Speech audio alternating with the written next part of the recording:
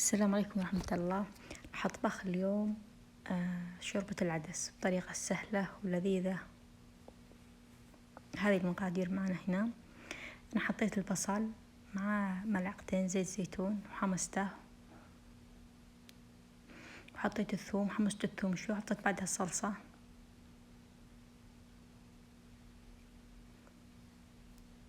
راح أحمص الصلصة شوي يعني لين تاخذ لون، وحط الطماطم والجزر والبطاطس.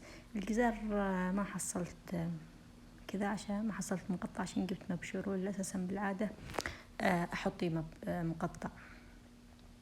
تركته شوي يمكن 10 دقايق لين يذبل شوي، وأحط البهارات والملح وحبة ماجي،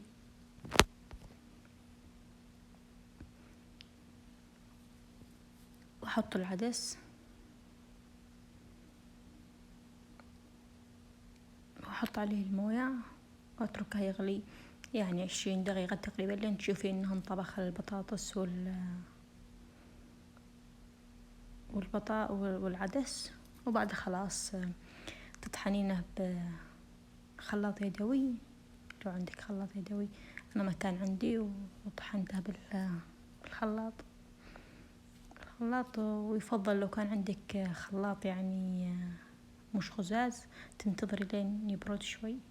هذا شكله النهائي، والعافية.